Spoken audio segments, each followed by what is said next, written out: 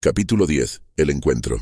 Antes de las 2 semanas del día en que acepté a Jesucristo como Señor y Maestro, en vez de a Satanás caí gravemente enferma. Había huido a otra ciudad, que resultó ser la ciudad donde estaba el Memorial Hospital. Me desmayé en el trabajo y me llevaron a emergencia en una ambulancia.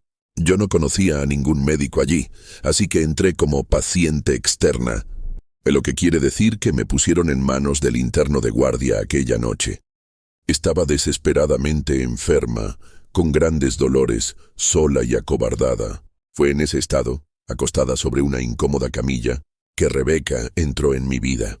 Me sorprendió. En primer lugar, nunca había visto a una mujer médico. Segundo, ella era joven y muy bonita.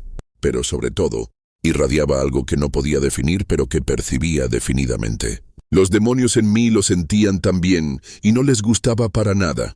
Podía sentir cómo se retorcían y gruñían al decirme que no querían tener nada que ver con aquella persona. Con todo lo mal que me sentía mientras me hablaba, mis ojos se clavaron en el cuello de su blanca chaqueta sobre el que llevaba un broche dorado que decía, Jesús es la vida. Por último, mi curiosidad se impuso a mi timidez y, alzando el brazo para tocarlo, le pregunté, ¿eres cristiana? Sí, me contestó con una sonrisa. ¿Y usted? Acepté a Cristo hace 2 semanas. Le contesté, moviendo afirmativamente la cabeza. «Qué bueno», me dijo con voz cálida, es la decisión más importante que una persona puede tomar.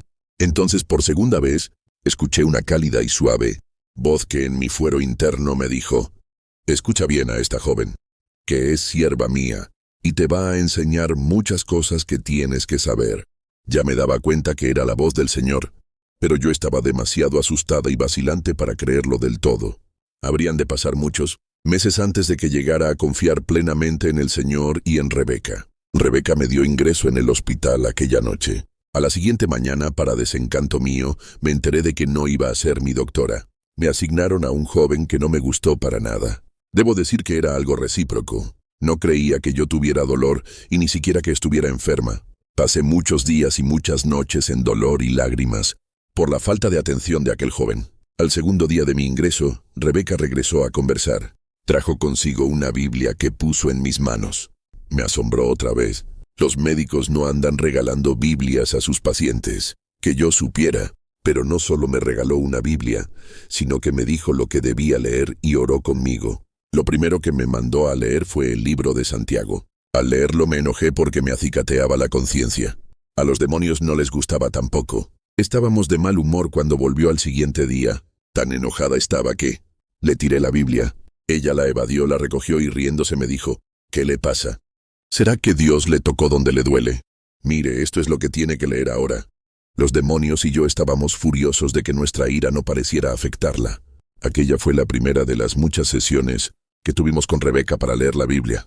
Lentamente comencé a crecer en el sentido espiritual. Los demonios estaban muy molestos.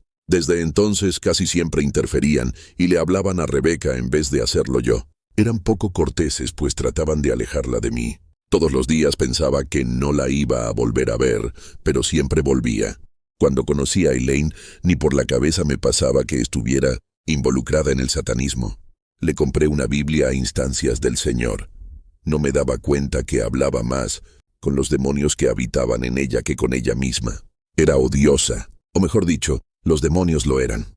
Me enojé tanto que le pedí que leyera Santiago primero porque Santiago habla bastante de dominar la lengua. La primera estadía de Elaine en el hospital duró 6 semanas. Le hicimos cuanto análisis y pruebas se le podían hacer, y no descubrimos nada. Yo no sabía todavía sobre las enfermedades demoníacas y todas mis oraciones, pidiendo sabiduría en su caso, parecían quedar deliberadamente sin respuesta. Los demás médicos concluyeron que no tenía nada y la dieron de alta. Pero yo no quedé tranquila. 2 días más tarde, en un fin de semana en que estaba de turno, Elaine llegó a emergencia. De nuevo quedó a mi cuidado hasta que el interno regresara el lunes. Presentaba el mismo cuadro de dolor y enfermedad. Era una situación difícil. Yo de veras creía que estaba enferma, pero no podía ni imaginarme lo que le pasaba. La pregunta que me hizo fue todo un desafío para mis conocimientos. «Doctora Brown, ¿por qué estoy enferma todavía?» Hasta fui a que los ancianos me ungieran con aceite y oraran a Dios que me sanara. ¿Por qué no contesta? ¿Habré hecho algo malo? De veras que aquel era un reto.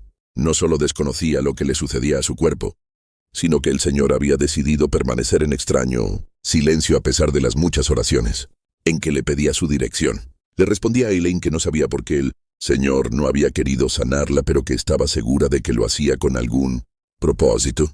Preparé las órdenes de ingreso, pensando que simplemente le entregaría el caso a mi jefe y a uno de los especialistas, y no tendría que volver a preocuparme por ella.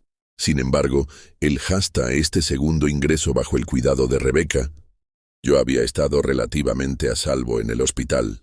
Satanás y los demonios no son omnipresentes como lo es el Señor y las noticias. No siempre corren ligero en su reino. Nadie en el hospital sabía de mi deserción del satanismo y mi conversión a Cristo.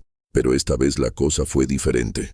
Muchos de los doctores y enfermeras eran satanistas y la noticia se sabía ya. Tenían que matarme por haber traicionado a Satanás. Pasé todo el tiempo luchando por salvar la vida. Yo era mucho más fuerte que cualquiera de los satanistas de aquel lugar y vencía fácilmente. Yo no sabía que no debía usar mis poderes y Satanás y los demonios me lo permitían, porque sabían que mientras lo hiciera no iba a crecer espiritualmente como debía. Por supuesto no le conté nada a Rebeca.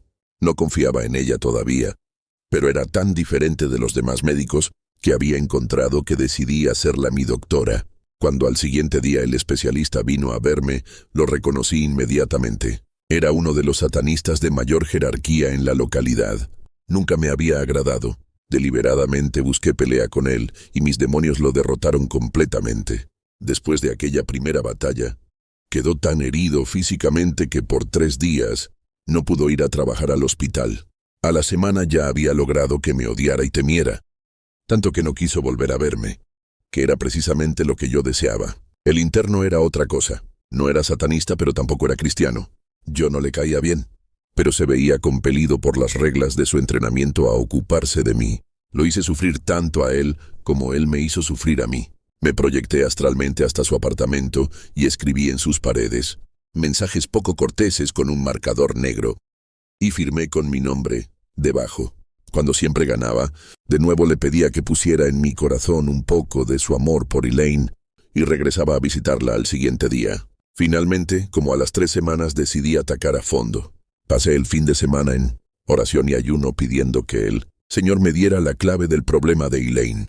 Ya tarde el domingo en la noche el padre me habló y me dijo: ¿No has hablado con Elaine sobre sus relaciones con el ocultismo? Todo me pareció tan simple entonces. Debía haber reconocido los síntomas, pero Satanás había bloqueado mi entendimiento. El lunes en la mañana fui y le dije a Elaine que había algo de lo que todavía no habíamos hablado. ¿De qué? De su profunda participación en el satanismo. Obviamente estaba sorprendida. Se sentó y me miró en silencio por 1 minuto. ¿Cómo lo sabe? Me pasé el fin de semana ayunando y orando para que el padre me revelara la clave de su caso. Él me dijo: le dije que como cristiana tenía que confesarle al Señor cualquier participación en el ocultismo, por terrible que fuera, y pedirle perdón y luego pedirle que la apartara de ello y cerrara la puerta con su preciosa sangre. Ella se resistía a hacerla. Finalmente, desesperada, le dije: Elaine, no puedo con usted. Pero sé quién puede, el Señor. Me voy ahora mismo a orar y a entregarla en sus manos para que se encargue de usted. Y salí. Nunca me había sorprendido tanto como cuando Rebeca entró calmadamente aquel día y me preguntó sobre mis andanzas en el ocultismo. Yo sabía que solo en 2 lugares podía ella haber obtenido aquella información. Una era Satanás y la otra era Dios. Aquella era, sin embargo, una verdadera encrucijada en mi vida. Cuando Rebeca oró que el Señor se encargara de mí, Él sí que lo hizo. Rebeca estuvo repitiendo aquella oración de ese momento en adelante. Cómo aborrecía yo que lo hiciera. Pero el Señor se abrió paso a través de la interferencia demoníaca, y durante los siguientes días y semanas lentamente empecé a entender que como cristiana tenía que hacer de Jesús el amo absoluto de mi vida, además de mi Salvador. Fui adquiriendo cada vez más confianza en Rebeca y mi cariño hacia ella creció también. Llegué a darme cuenta de su profunda consagración al Señor y empecé a tratar de conformar mi vida a la de ella. Aprendí con ella que el contrato que yo había firmado con sangre años atrás había quedado anulado por la sangre de Cristo. La lucha no fue fácil para mí, ni para ella. Pero todos los días, por la gracia de Dios, Fui creciendo espiritualmente y mis problemas físicos comenzaron a desaparecer. Por fin llegó el día en que Rebeca me dijo que había recibido instrucciones del Señor en cuanto a que había llegado el momento en que debía aprender a enfrentarme sola a Satanás fuera del hospital. Me dieron de alta por última vez.